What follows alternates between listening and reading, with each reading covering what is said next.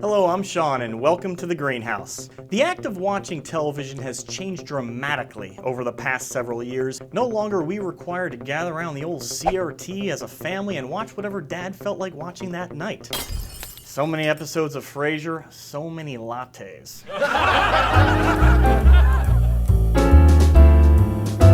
Despite how various and diversified television viewing has become, there is still one primary way of determining how successful a show is: Emmy nominations.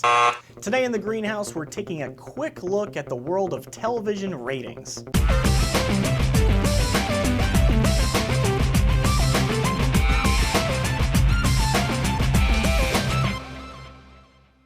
It's hard to have a conversation about TV ratings without mentioning the companies most frequently associated with analyzing the viewing data.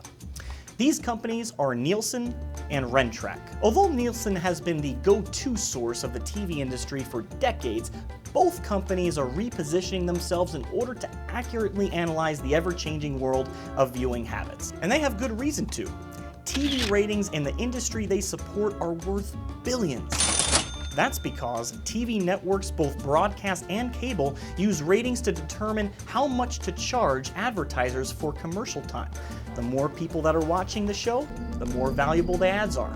That's why you'll most likely see local or cheaper TV commercials playing late at night or very early in the morning, away from the typical high viewing times.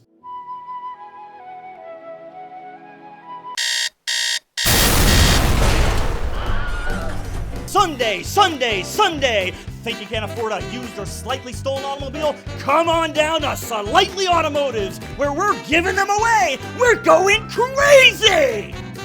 So how do these companies gather their information? Both use a method called statistical sampling. That's where they use a small sample as representation of the larger population.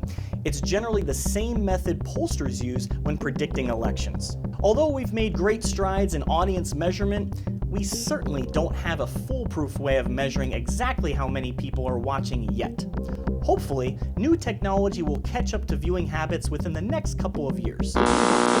Technology? Well, we've got tons of it here at Slightly Electronics.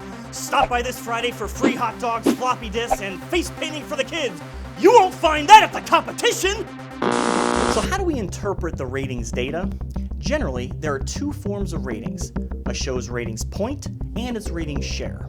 Points are determined by dividing up how many people are watching the average minute of a broadcast divided by the entire number of the TV watching population. These are displayed as a percentage decimal point.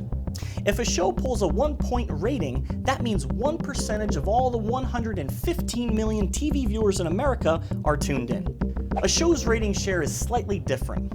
It is the number of people watching divided by the number of TVs being watched during the same time. This means if your show has a rating share of 10, then 10% of all people watching TV at that time were tuned into your program. Currently, the most valuable demographics are younger people.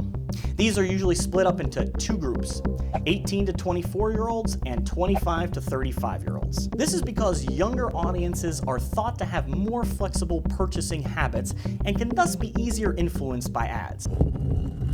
It's the last days of the 32nd annual Slightly Furniture going out of business 4th of July Memorial Day extravaganza!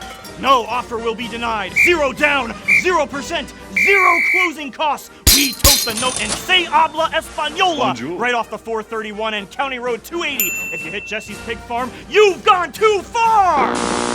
Another relatively new addition to the world of TV ratings is the idea of delayed viewing.